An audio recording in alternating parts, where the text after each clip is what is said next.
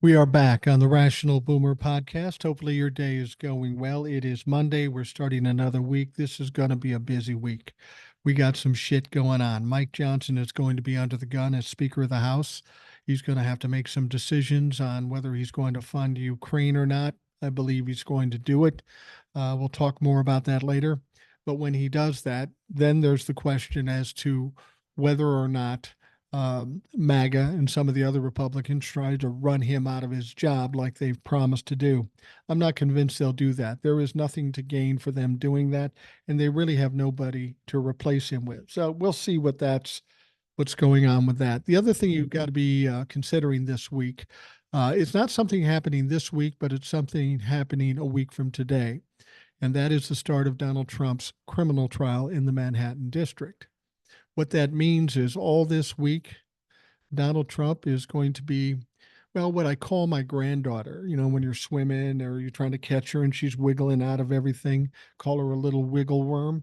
Well, that's what Donald Trump's going to be this week. He is going to be absolutely flailing, freaking out, trying to find a way to avoid going to court on Monday, April 15th. Now, the interesting thing is, this judge, Judge Juan Marchand, has been resistant to everything. Donald Trump's got no play with this judge. He's gotten nowhere, but he keeps trying to do things like get the judge to recuse himself because of his daughter, which is absolutely ridiculous. He's trying to get it dismissed. He's trying to get it delayed. Nothing is working. And this week is going to be a tough one for Donald Trump. He's got other issues, bigger issues that we'll also talk about. But this one is going to make him nervous because, for all intents and purposes, when he goes to this criminal trial and say it goes 2.5 months max, when he comes out of there with a criminal conviction, a felony conviction, that changes everything. It changes the prospects for the election. It changes the prospects for his freedom. It changes the prospects of him trying to divert, distract, or delay his shit. This will kind of start the avalanche. You remember how this all started? Remember when we were waiting for the indictments? We'd all say, when is he going to finally get indicted? When is he going to finally get indicted? And everybody seemed to be so nervous about doing that. Well, up until the time Alvin Bragg said, fuck it, I'll indict him in the Manhattan district. And then what happened after that? A lot of people indicted him. 4 different jurisdictions indicted him. So this week is going to be the week where Donald Trump is freaking the fuck out. And it's going to be crazy, could be a little dangerous, but it's going to be motherfucking entertaining. I guarantee you that. Well, this is a big day for a lot of people in that we have the total eclipse of the sun today. Now, when you listen to this, it may have already happened or it's yet to come, whatever it is. But what I'm amazed about with this total eclipse is how many people are freaking out about it. You go on TikTok or other platforms and everybody's going, oh no, the total eclipse. It's end of times. The grid's going to go out. This is going to happen. That's going to happen. And I have to explain to folks, I did on TikTok and I'll do it here too. I'm 64 years old. This isn't the first total eclipse I've seen. I think there was one in 2017. I think there was one back in 77 when I was 17 years old, one back in 68. This has happened before. And previous to social media and all this 24-hour news cycle shit, nobody really thought much about it. They just said, well, this is something that happens, a natural occurrence, and it's kind of cool. We'll watch it for a few minutes or hear about it for a few minutes, and then we'll go on with our life, which is always the case. So anybody concerned about what may happen because of this total eclipse is you're going to be disappointed, or you're going to be very happy because nothing's going to happen. It's just a normal occurrence, a natural occurrence, and just fucking relax about it. And it should tell you a lot about these people that come out onto the social media and tell you and make these predictions. When they make a prediction like this, please just set it aside. People are just trying to stir things up, trying to get attention for themselves. And we need to stop believing this bullshit. It's absolutely ridiculous. Remember when well, some of you may not because you're too young, but when we went from 1999 to 2000. Oh, the world was going to end. What's going to happen? And the fact of the matter is, nothing happened. People are looking for problems. People are looking for things to be afraid of. And there ain't nothing to be afraid of, especially with the total eclipse.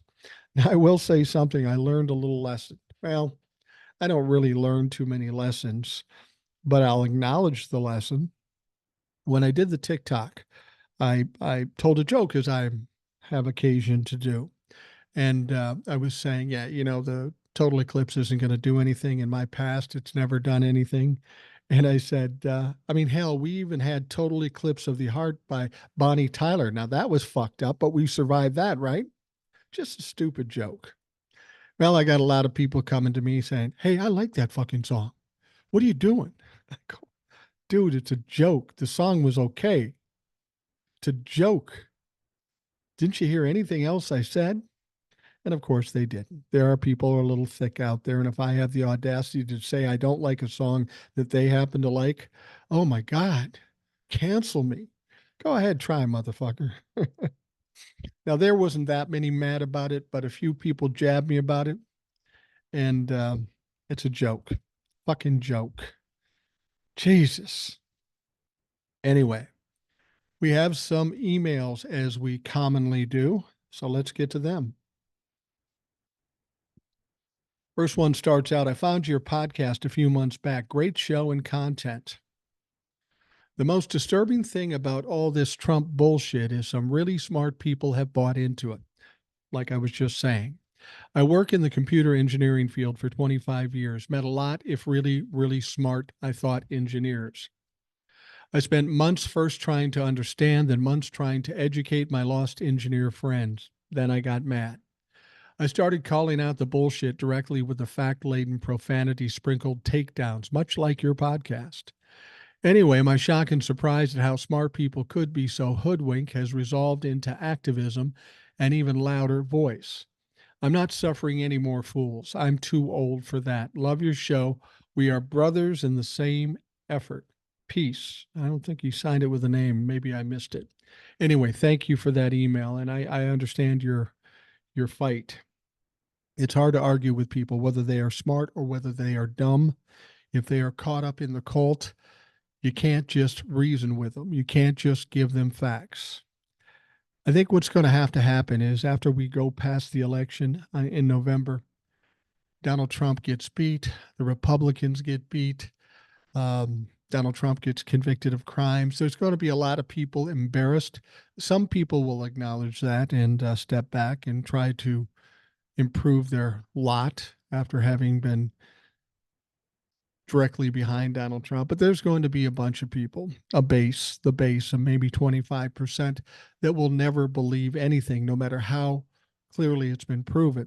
So you really can't allow for that. All we can do is kind of neutralize them, send them back under the rocks and tell them to fuck off. They were there before Donald Trump. They'll go there after Donald Trump. And until somebody rubs that genie's lamp again, they'll fucking stay there. All right. Next one says, hi, Mike. I want to say how I appreciate your voice and that I listen to you every morning before work. I live in Northern California where we have quite a few red patches, unfortunately. And you help me keep my sanity. I'm 47 years old and I supervise these two boomers who are Trump humpers. And they sit right outside my office and say the weirdest shit. Just on Friday, they were saying how gas prices are going to be $7 a gallon by the end of summer because Biden closed some pipeline. I assume that is what Fox News was saying that morning, probably to cover up the positive job rate report once again. Yeah, they love to go to the pipeline. Joe Biden didn't close any pipeline. That's just more bullshit that the likes of Fox News and OAN and Hannity and whoever the fuck spew out there just to try to create some lies that people will believe. And unfortunately, there is a faction of dumb people that will believe it. They don't look into it. They don't investigate it. They just believe whatever they're fucking told. The email goes on to say, you have helped me just laugh at them. I never engage with anything political with them because no amount of facts will ever change their thought process. Plus, they rarely actually direct any conversation to me. They just talk or whisper about stupid shit. I just can't wait to see Biden win and how mad they're going to be. They never mention Trump anymore, which is funny, but they just hate on Biden. And being that I'm not in a cult, I could care less what they say about him, but the amount of disinformation they believe is psychotic. I try to have fun with it when I can, like when they told me I wouldn't be able to have ceiling fans in my house anymore. So I said, "Oh yeah, like the gas stove they're taking out of my house too. You all are ridiculous." Don't even know what to say when you push back. I can't wait for them to retire or leave California since they hate it here so much. I wish they were rational boomers, but unfortunately, they are insane ones. I have so many stories with these weirdos, as I'm sure you can imagine. Didn't you say you were their supervisor? Fire those dumb fucks. Anyway, she wraps it up by saying, I just have to say, without you, I would probably be going nuts. So thank you for doing what you do. It really makes a difference, Elizabeth. And Elizabeth, thank you for saying that. Um, it's ironic that you say, without me, you'd probably be going nuts. Because I think my wife would say just the opposite. Because of you, I'm going fucking nuts. But but it's much appreciated. All right. The next one says, Hi, Mike, or Hey, Mike. I want to give you some kudos for your interview with Tammy Wilson. The discussion about Democratic messaging was especially interesting. It can't be underestimated. It needs to be simple and ruthless. Fuck the high road. Republicans need to rue the day they stuck with him. He needs to be gone along with his embarrassing Trump stores. I wish I could do a better job articulating my position because being a guest on your show would be a high point of my life. Thanks, Gary from Massachusetts. Well, Gary, we all have different levels of articulation, but we all have points of view and we all have opinions, and they are all important. So whether you're a master orator or you're just an average Joe talking about stuff, it doesn't matter. Doesn't matter. We're having a conversation amongst people. That's all it is. You don't have to, excuse me, be practiced or be especially talented in speaking. All you have to do is sit down and have a conversation. You can do that. You've done it every fucking day of your life, I'm sure. So if you want to be on the show, send me an email, come on the show. That's all it really takes. All right. I listen to your TikToks all the time. I love it. I'm wondering about Trump's golf courses in Scotland. Has the Scottish government taken them back? Um, I don't believe they've taken them back, but I think they're threatening to do that. There are some legal issues in England and in Scotland, so hopefully they will. The next part of the email goes, Are you a Swede? Well, I do have some Swedish in me. Swedish, Norwegian, German mostly, maybe French, Canadian, some other stuff like that. But Sweden, Norwegian mostly. And I kind of relate to the Swedish side more. I think both my sets of grandparents had more Swede in them than anything. He goes on to say, My dad was born in Eagle Bend, Minnesota. He also said there are more Swedes in Minnesota than in Sweden. Keep up the great work. I really enjoy listening to you. Take care, Glenn. Thank you, Glenn. I wouldn't be, well, I don't know if there's more than in Sweden, but there is a lot of Swedes in Minnesota. Johnsons, Swensons, Swansons, Carlsons, Hansons. There's a lot of them here. There's a lot of them. Actually, those with the Swedish background are pretty good people. I know that Swedes are typically known to be a little stoic. Sometimes that's the case here, sometimes not. We also have a lot of Finnish people too from Finland. Thank you, Glenn. Next one says, Hey, Mike, just thought you'd like to know that Trump is having a rally near me. No, I'm not going. You couldn't pay me enough. Anyways, it's a local fire hall that holds 300 people, $2,500 a ticket. We sometimes play bingo there, so you get the idea how fancy it is. And then there was a link to the event. I can't wait to see the coverage on that one. Love your show. Thank you very much. 20, you're having a campaign rally and you're charging people to come in. Well, that's weird. You're already having trouble getting people coming to the rallies for free. Now you're going to charge them $2,500 a ticket at a fire hall? Wow. I'm sure that's going to pan out well. All right. Next one up. Hi, Mike. Jason, the Canadian living in Orlando, Florida. Again. I hope you're doing well. I do not have much to comment on politically because you and your guest have been doing a fantastic job covering and dissecting it. I will say DeSantis has not really made much news here in the Sunshine State since his battle with Disney is just embarrassing as fuck for him. Although I have some Trump DeSantis humpers on my social media saying that DeSantis won against Disney. Yeah, no, he didn't. No, he didn't. As you have discussed on your podcast, there is no changing these people's minds, so there is no point in arguing with them. On a different note, I recently took my family to Atlanta for spring break, and one of the things we did there was the Civil Rights Museum. It was a very eye opening experience, and I would encourage your peers to put that on their bucket list. It is amazing to see how far we've come in terms of human rights and how much more we still need to go. I agree.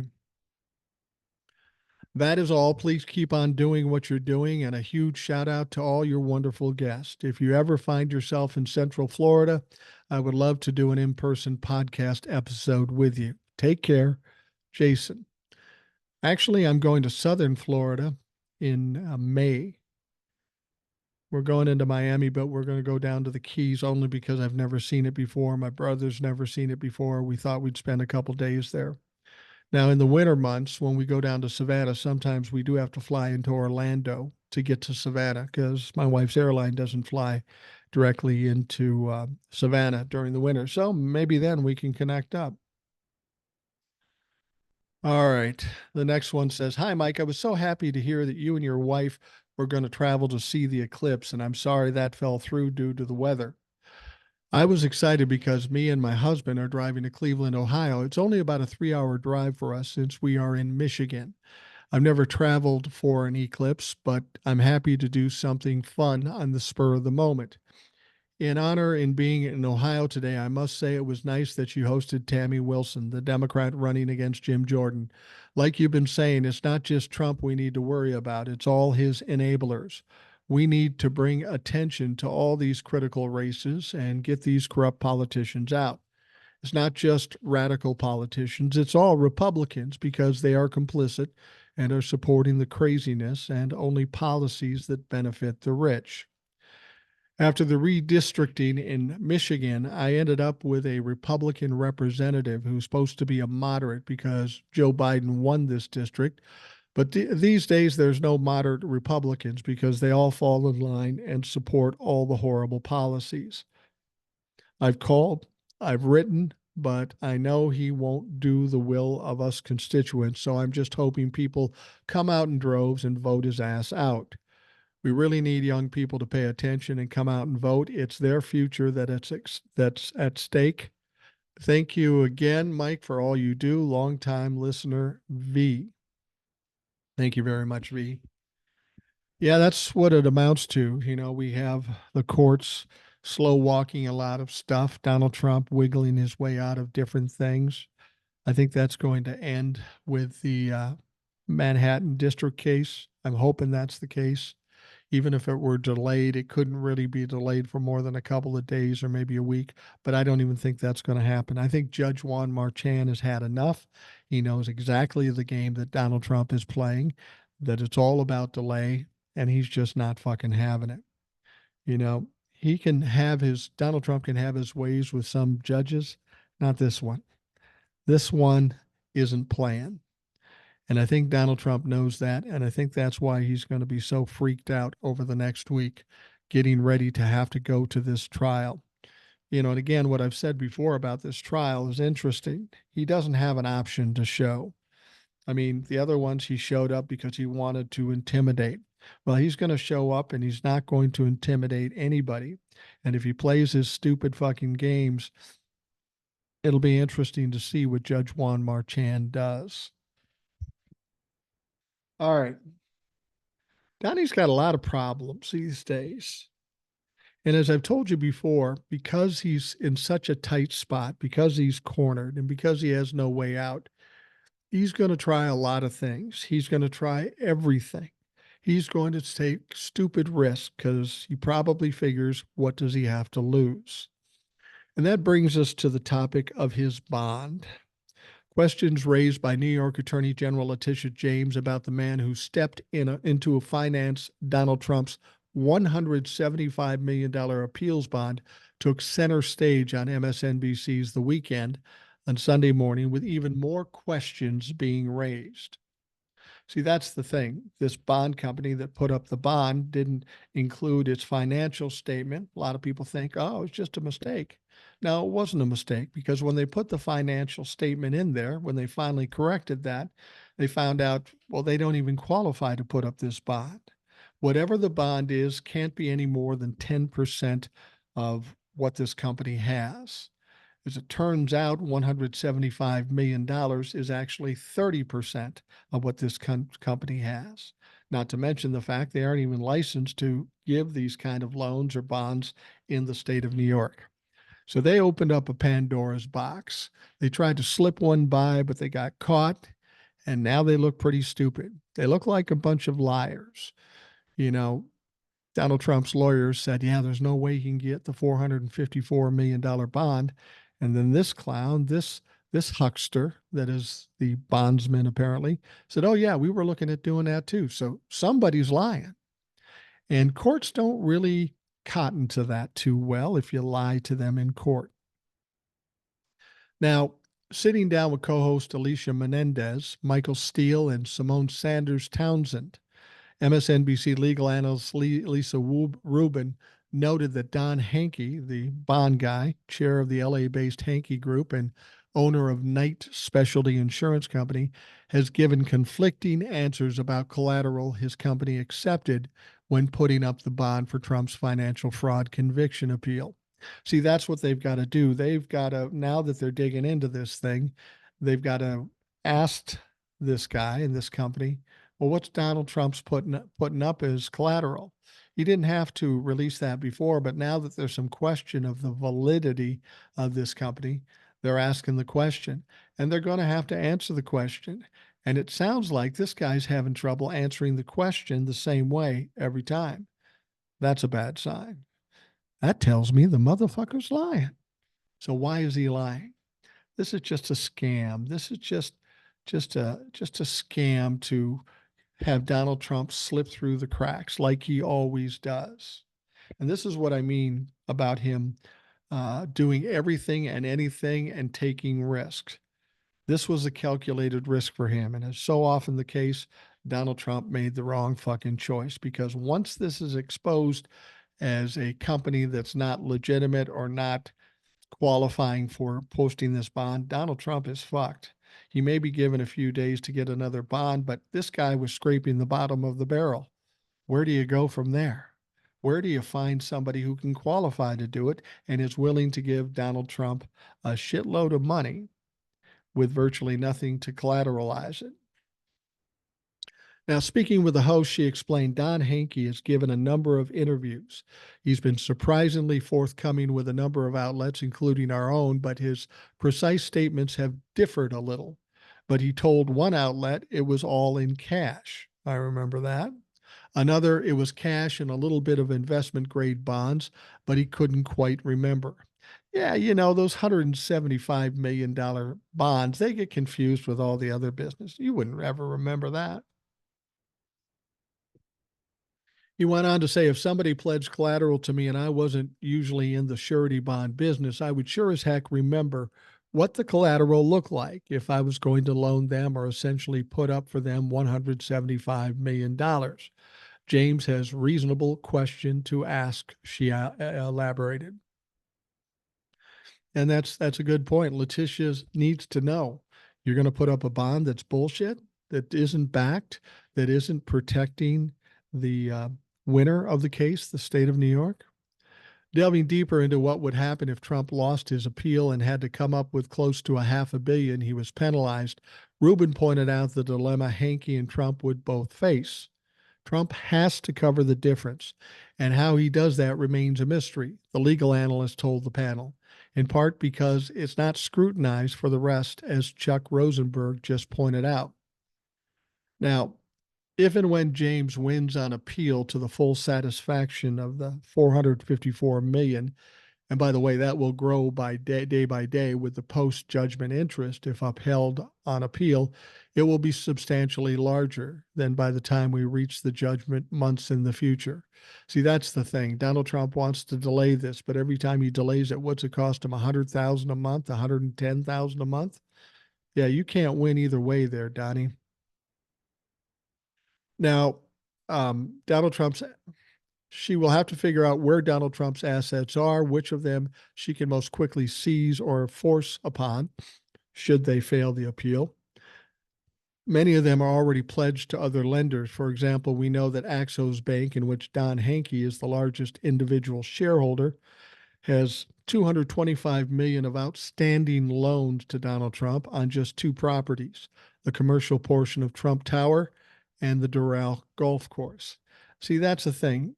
Everybody says, oh, he has all kinds of properties. Well, he does, but they're mortgaged to the fucking hilt. So there really isn't any equity in there. So he could have $100 million Trump Tower, which I don't think it's worth that much. But if it was, and it's mortgaged at $80 million, that means he's really only got $20 million of equity. And there's some question of whether you can even get at it once you have a mortgage like that on it. I don't know. Letitia James has got to protect the state of New York and get a hold of this shit as quickly as possible. The idea that Donald Trump can come up with some bullshit bondsman and just and for the infraction just get more delay. That's the problem I'm seeing with the judicial system in New York. You reward him for being an asshole and being corrupt and criminal and scamming by giving him more time to fix his situation. Honestly, if this is his go-to choice in this situation, I don't think he has many other options at this point, and he may be stuck getting liquidated. All right, Donald Trump, Lauren Boebert. Hold on a second here.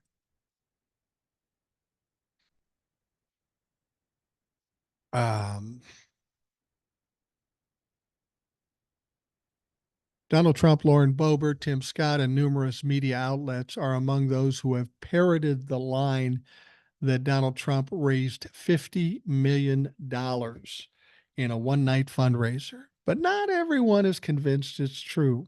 Trump made the claim on his Truth Social platform Saturday, and on Sunday, he shared a Breitbart article with the title Trump Smashes Biden's Fundraising Record with $50 million Saturday Night Haul.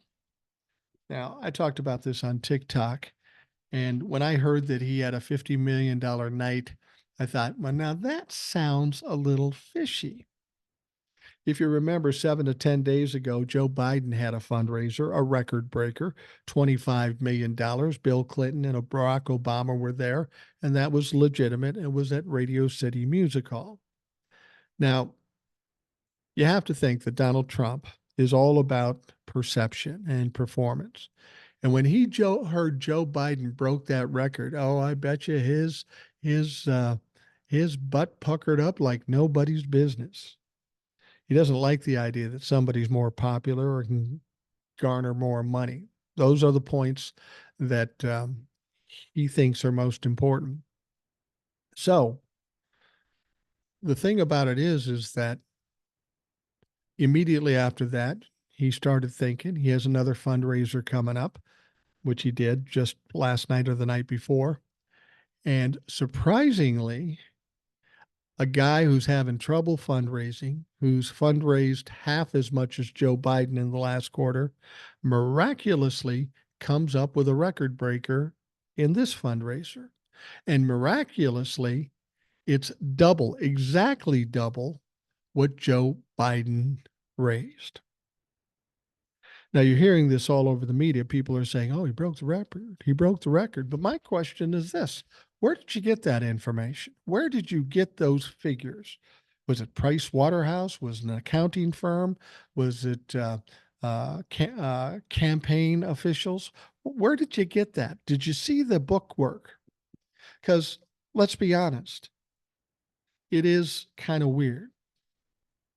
Now, the fact of the matter is, where they got this information is suspect at best because they got it from Donald Trump and his campaign staff. That's where they got the figures. So then the media goes out there and reports it as if it's true. But we got to remember that in all of Donald Trump's business career, all the time he was president of the United States and all the time post presidency, here's what we know about Donald Trump. He is a fraud. Everything he does is bullshit or lies. None of it is true. He will come up with saying things just to give the right impression. Oh, sure, I'll testify with the January 6th committee, and then never do it. Donald Trump is notorious for lying. And there's no way this is true. He's got another campaign rally coming up, or a fundraising event coming up. And I'll bet you, just knowing how Donald Trump thinks, I'll bet you that he breaks another record and it's $75 million. Well, let's see if that comes out in the campaign, or does it all get drained to his legal expenses? Like I said, he didn't get $50 million. And then it came out later, well, we didn't get the cash. We got people promising notes of promise that they're going to give that much over a period of time. So he's out screaming and yelling, and he knows he's going to have to prove this at some point in terms of campaign finance documents that he has to turn in.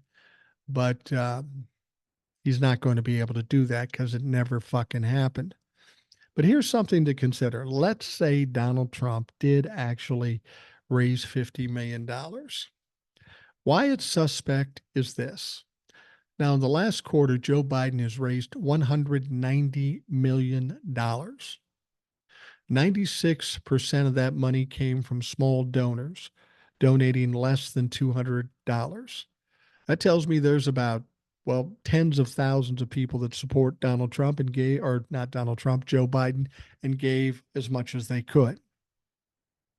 That shows a lot of support.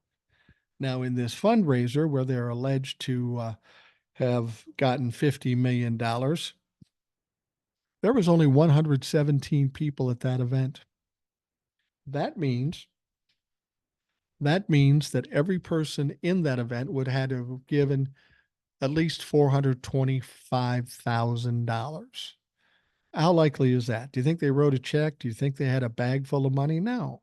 They said, oh, sure, Donnie, we're going to give you the money unless shit goes south and then you're not getting it.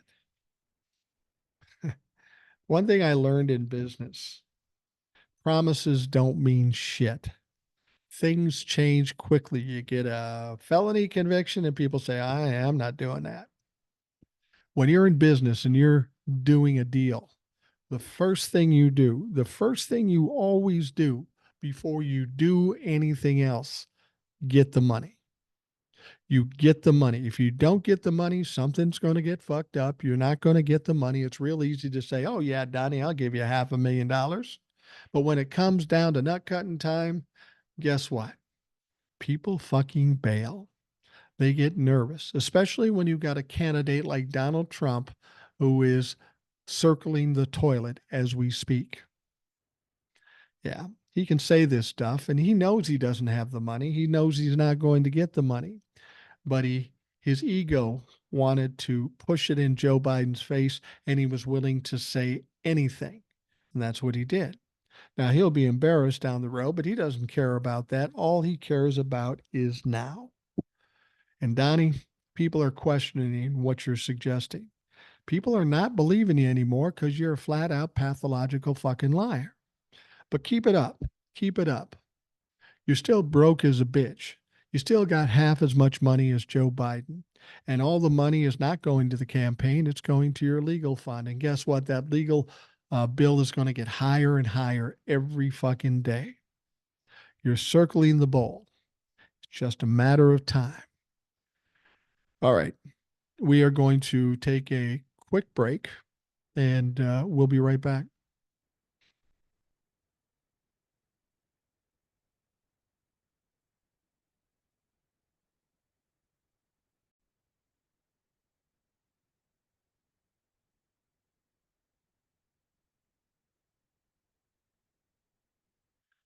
As I mentioned before, Donald Trump is in kind of a pickle. Everything around him is starting to fall apart. Nothing is working. He's got a criminal trial coming up in a week. He's got a bondsman that is looking like Mr. Haney from Green Acres, nothing but a scam. And he's got Truth Social, which is in some deep trouble. And there might even be some illegalities in how this was put up for uh, a stock offering. So he's got all kinds of problems. And in doing that, like I said, when you get a rat that's cornered, and it's an appropriate comparison with Donald Trump, they start doing anything. They start doing everything. They start flailing. They start doing crazy shit. They start taking ridiculous risks. Donald Trump recently filed an intriguing letter in his New York criminal case involving alleged hush money payments, according to a legal analyst. Lawfare's Roger Parloff, who recently reported that Judge Cannon had created a secret docket. Now, that's interesting. In the process of overseeing the Trump case over classified documents, flagged the letter on his social media account. He said the letter was made public on April 3rd and filed March 19th. All right. This is what he said. If Trump takes the stand, the people would seek to cross examine him about 13 different court determinations about him, as well as the underlying facts that led to those, Parloff wrote on Sunday. We don't know which prior court findings the people seek to introduce. If the letter is imprecise, the people might also be seeking to put in other kinds of findings, like the January 6th committees. In any case, Trump seeks to bar them all. Yeah, anybody that can say anything against me and any evidence that can be used against me, we need to bar that stuff. We can't let that in. Jesus. Now, Parloff further notes that the case in New York calls for judges to hold a pretrial Sandoval hearing where defendants can find out what evidence of the prior criminal, vicious, or immoral acts the judge would let in if the defendant elects to testify.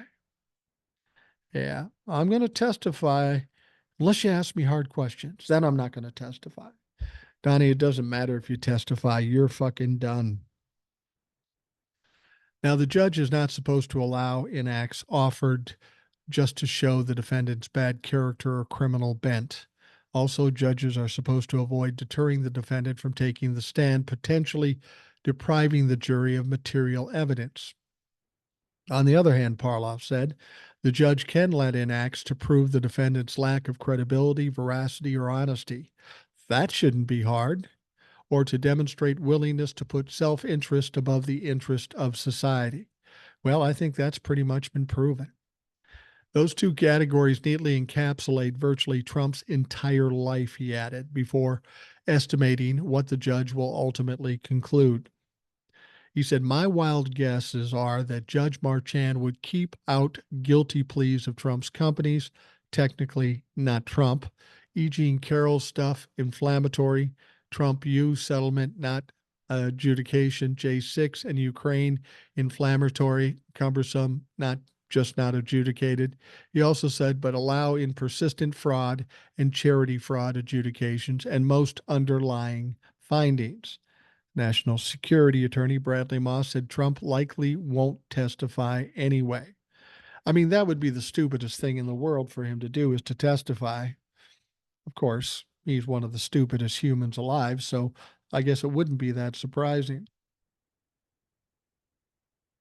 Now, Trump's lawyers have every right to bring this challenge under the relevant case law, but is there anyone who realistically believes Trump would ever take the stand? No way, not a chance. And I'd have to concur with that. That's just asking for trouble. I mean, Donald Trump's already in trouble. He's already going to lose the case. Donald Trump will certainly go up there and either lie under oath or say something absolutely um, stupid and implicate himself in something they aren't even talking about, because that's who Donald Trump is. So I don't expect to see him. It's like I said about all this other stuff. Oh, I want to testify in front of the J6 committee. Didn't do it. Oh, I have a new healthcare plan. Never saw it.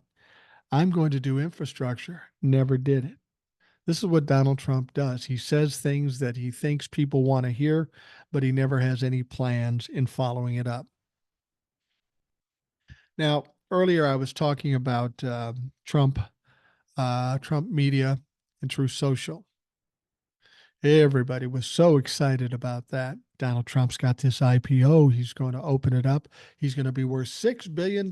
Thank God Donald Trump has been saved. Well, I think everybody knew it was a little fishy. Why it was opened on the stock exchange, I don't even know. Did they not look into this? Did the SEC not check it out? Because we found out after it did become an IPO that Donald Trump's True Social over the last year lost $58 million with only $4 million in revenue. Even an idiot like me knows that's not a very healthy company. That's not a company that can sustain itself for any period of time. And in fact, some auditors who have looked at this have said, yeah, I don't know if you can keep this open. Well, then of course it gets released into the stock market. It raises pretty quickly, and now it's dropping like a rock. You remember who the CEO of Trump Media is? Here's a blast from the past. You probably don't remember, but he was another Trump-lefuck goofball. Remember Devin Nunes? He said the parent company of the former president's True Social platform is well positioned to turn profitable in response to recent criticism. Well, you better hurry, motherfucker. Last year you lost 58 million and it ain't going well now. All the profits and values that they predicted was based on 5 million users in 2024 and 10 million users in 2025. And or no, it was 10 million users in 2024 and 20 million users in 2025. Well, you're not even close. Some say it's under a million, some say it's under 5 million, but nonetheless, it's not even close to your predictions, to your goals. So if you haven't reached your goals, how are you going to make any money at all, especially when you lost as much as you did yesterday or last year? So it's all smoke and mirrors. It's all bullshit. Devin Nunes gave up his job in Congress to be the CEO of a shithole company that's going to go down in flames. Not surprised. Devin Nunes isn't much brighter than Donald Trump. Now, Fox News host Maria Bartiromo asked Nunes on Sunday Morning Futures when he expects the company to turn profitable after recent regulatory filings showed Trump Media and Technology Group losing $58 million in 2023. Now, the filings showed that the company, which went public last month, generated about $4.1 million in revenue last year, with slightly more than 750,000 coming in during the fourth quarter. And of course, Nunes has an excuse. Well, Nunes said the company was overregulated. When asked about the filings and said the company was well positioned because it has no debt. The company went public last month after finalizing its merger with the blank check from the company Digital World Acquisition Corp after more than 2 years of delays. So if you look at the cost that we built through social, our beachhead against big tech, our an impenetrable beachhead that everybody said couldn't be done without using big tech companies. That was built for a fraction of what many of these big tech dinosaur companies were built from. Well, that's true because you went half ass on everything. The platform you're on is open source, I think.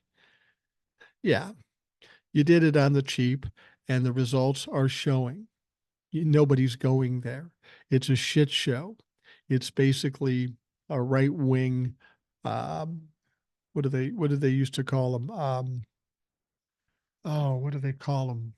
The boards. You remember when you used to go on the internet and they had all these boards and you would talk to people? It's just all selling crypto and stupid shit like that.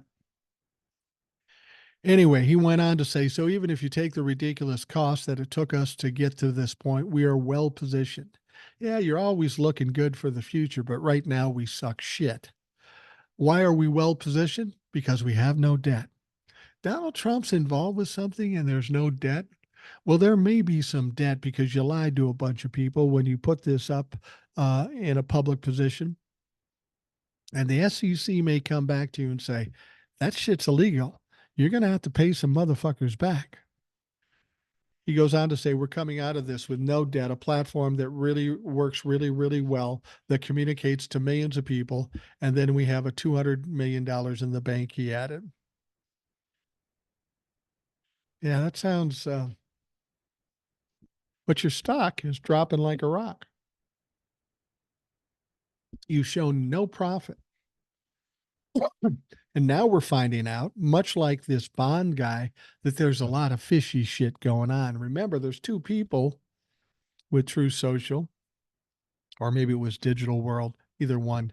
Two of them have already pled guilty to stock fraud. These are two people working with you. But you look in good shape. Yeah, I'll bet. He did not say when he expects the company to turn profitable during the interview Sunday. Nunes stepped down from representing California in the House in 2021 to become the CEO of Trump's company. That'll be one he wished he had back, but that's okay. He was a shitty representative anyway.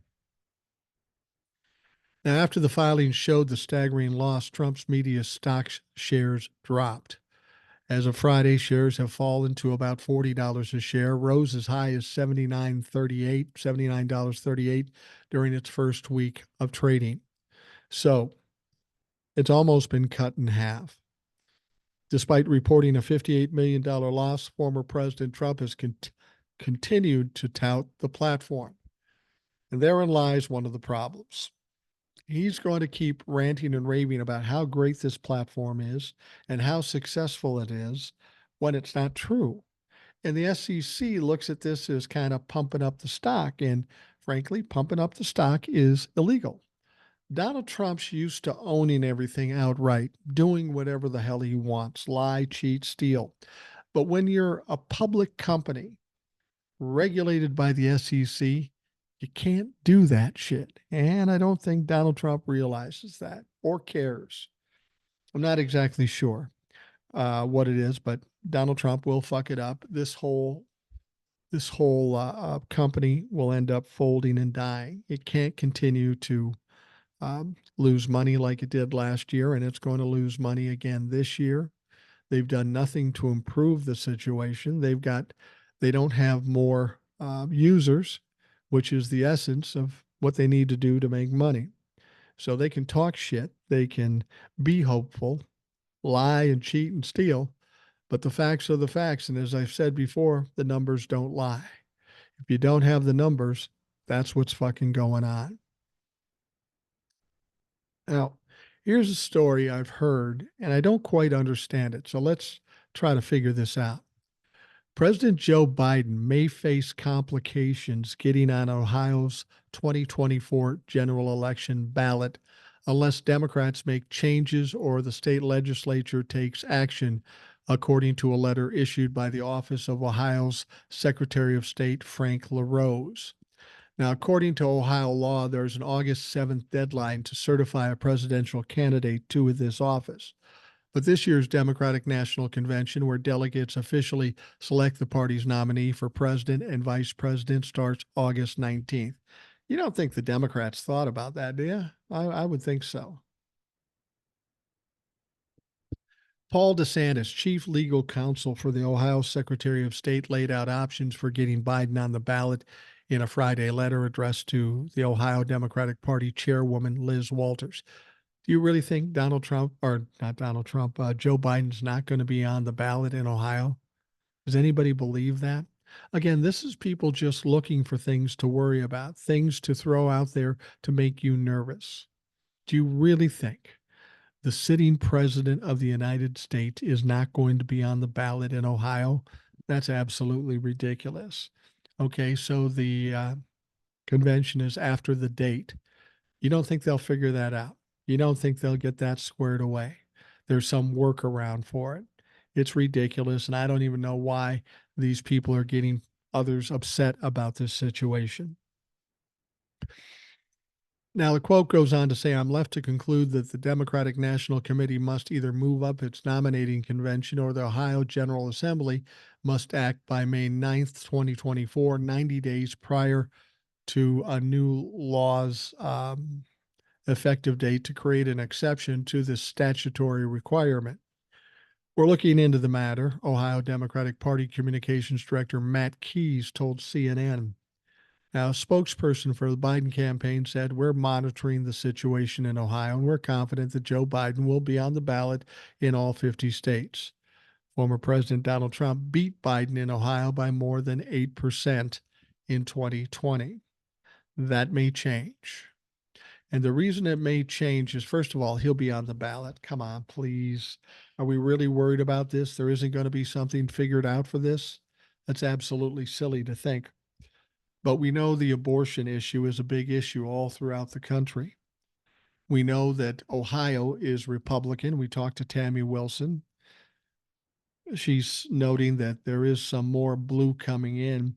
But the fact of the matter is, as red as Ohio State or Ohio, the state of Ohio is, we know when they put the abortion issue on the ballot, people voted to make abortion legal,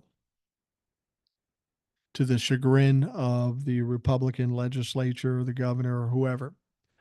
So if people are pushing back against the overturning of Roe v. Wade, and Donald Trump happens to be the one person who says, it's all me, I did it, how do you think he's going to do?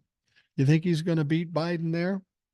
I got to tell you, if you support pro-choice, you're not going to vote for Donald Trump.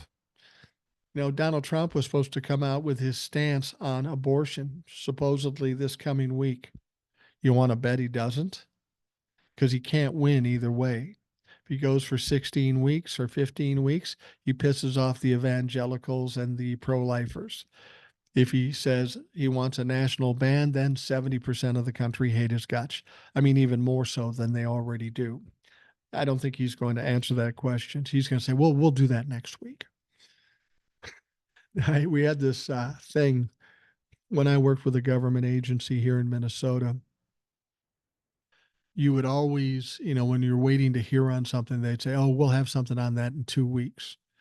And after that's happened many times, eventually we come to the realization that when somebody says, we'll get that to you in 2 weeks, that's basically like saying fuck off, because you're never going to get it. Donald Trump did that with infrastructure. He did it with healthcare. He's going to do it with this, because no matter how he answers, it's going to go badly for him.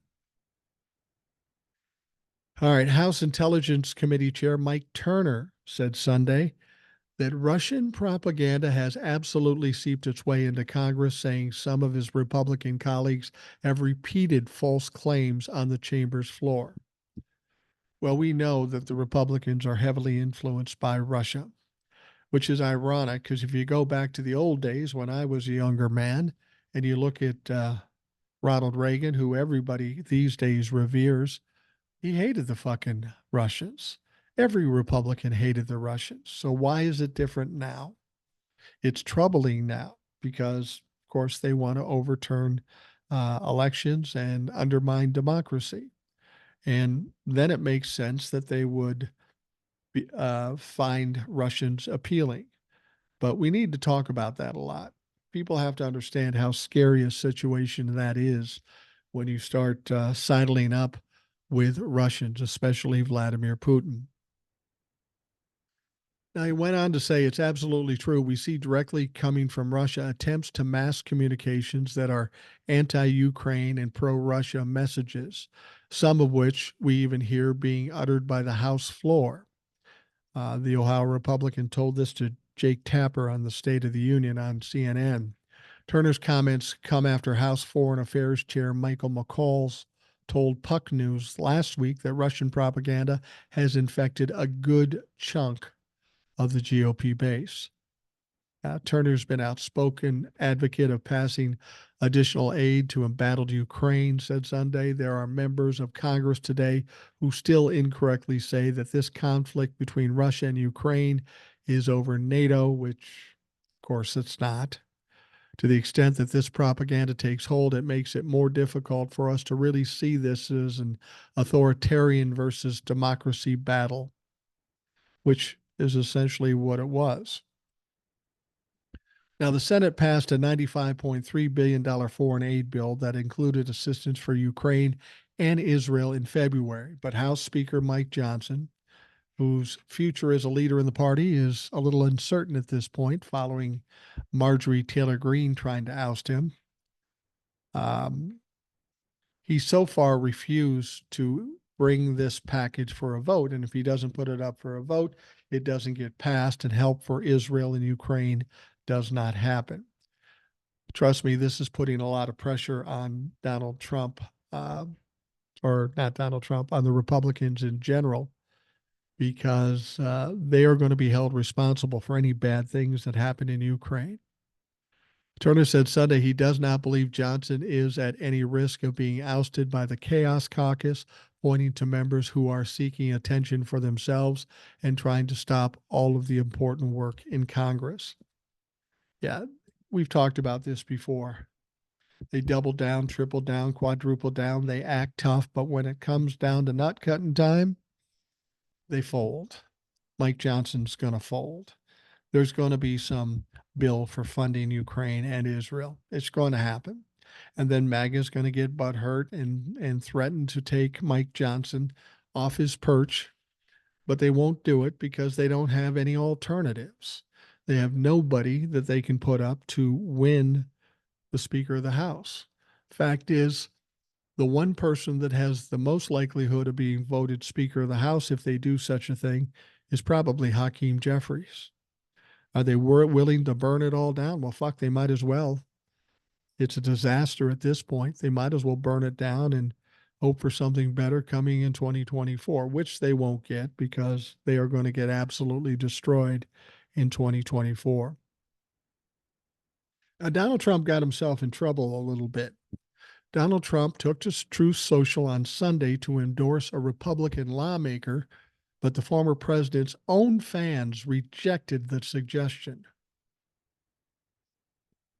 Trump frequently makes endorsements on social media platform Truth Social, and this recently went public. On Sunday, he endorsed Tony Wyde, Brett Finstad, Pete Stauber, and Tom Emmer in hopes that they will succeed in their races.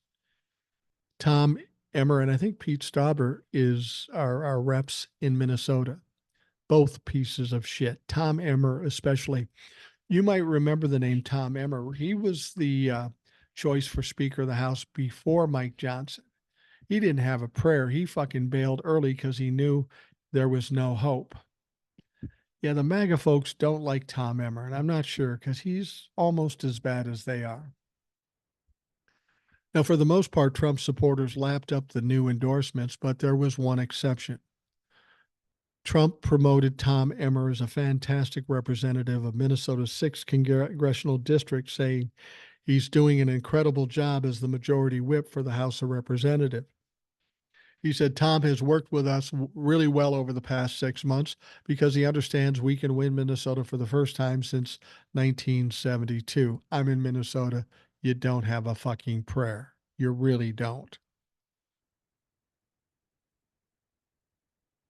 He said, and Donald Trump said, of course, I think we won last time because of all the fraud in Minnesota. There was no fraud in Minnesota. He said, Tom is fighting hard to secure our borders, stop illegal immigration, grow the economy, cut taxes, and protect and defend our always under siege Second Amendment. Tom Emmer has my complete and total endorsement. But Trump opposed Emmer in the race for Speaker. That's weird. Ultimately endorsing Mike Johnson's bid instead, and the former president fans aren't so quick to forget. Now, one person said, nope, Emmer is a rhino, works with McCarthy. That was one Truth Social user. Emmer needs to be primaried by MAGA, another user added. And one other says, Emmer sucks. He's uniparty. Yeah, I don't know if any of that's true, but it's ironic. It's ironic that Donald Trump would endorse him and his fans hate the motherfucker. Honestly, I wish Tom Emmer would lose his next election and never come back. He is a loudmouth, boisterous, stupid motherfucker. He should go the way of Dean Phillips. I dislike both of them in different ways.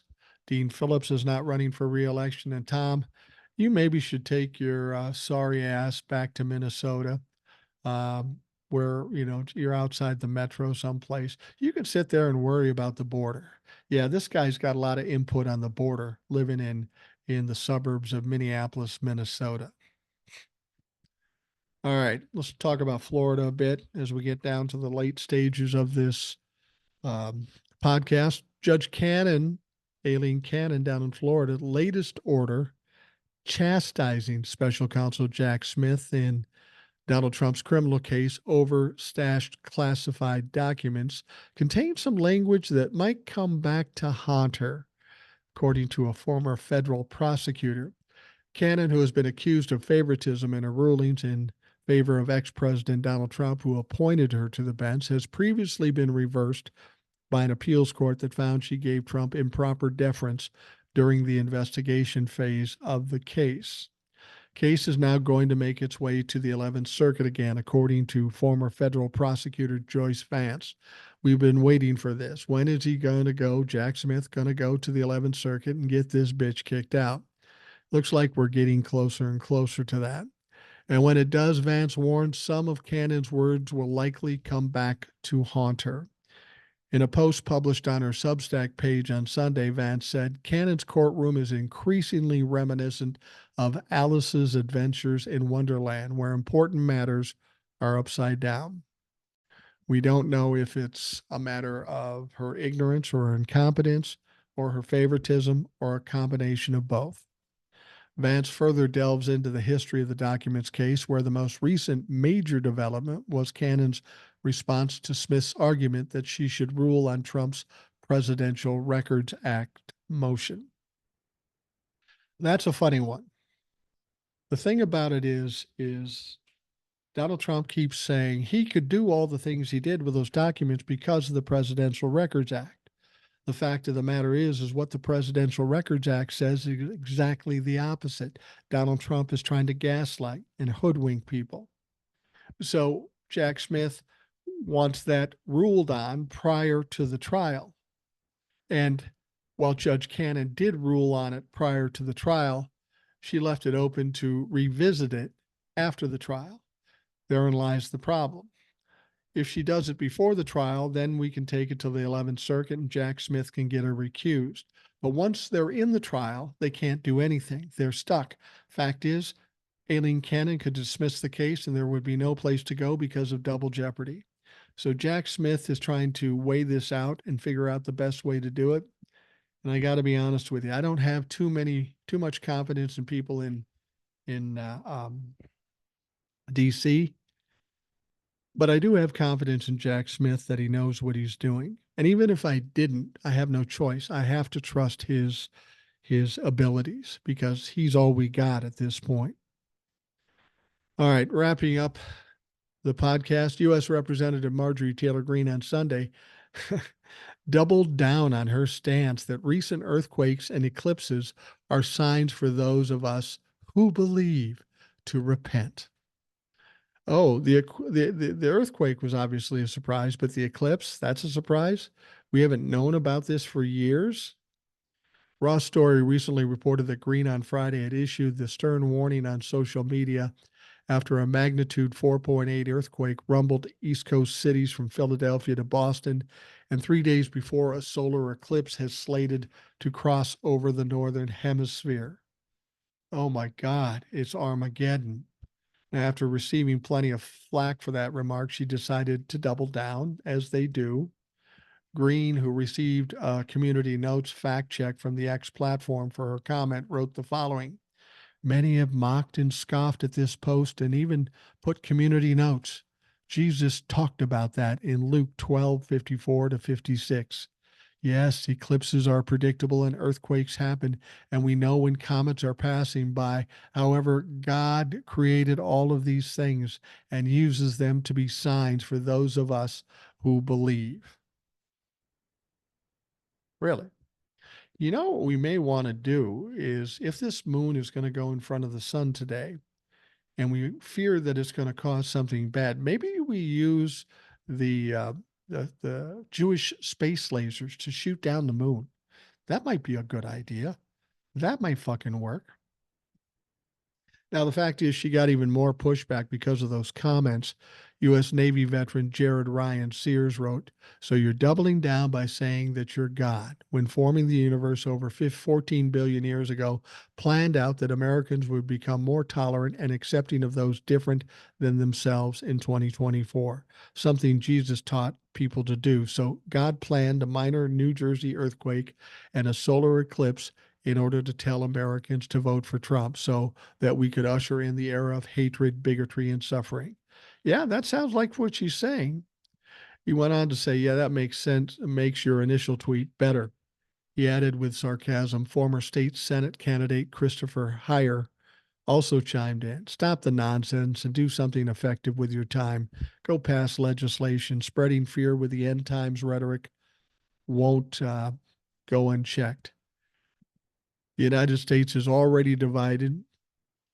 We don't need our elected leaders to further that division. Grow up and change your ways. Representative Ted Lieu of California said he linked an article on light, lightning lighting up Lady Liberty.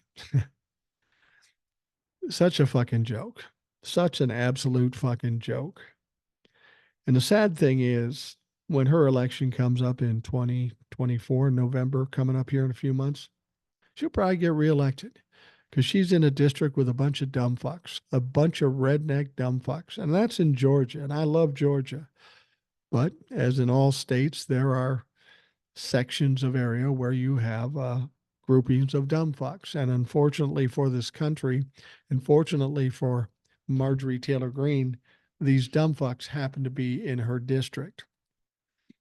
You know what? To be perfectly honest with you, when the Democrats take the House and the Senate, I'd rather have her still there because she's going to get pounded. And when she does something stupid, they will actually boot her out of Congress because the Democrats will have the power to do that.